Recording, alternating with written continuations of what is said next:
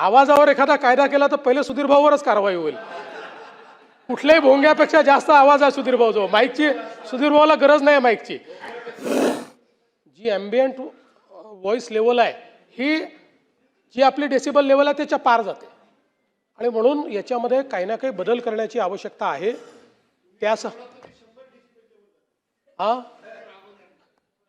भास्करराव तुमची पण 150 जाते असं काय करताय?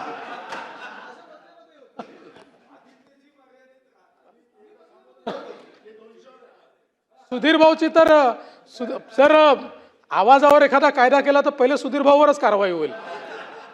कुठल्याही भोंग्यापेक्षा जास्त आवाज आहे सुधीर भाऊ. माईकची सुधीर भाऊला गरज नाही माईकची.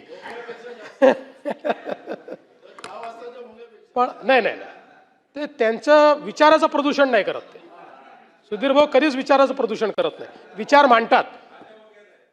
माननीय अध्यक्ष महोदय.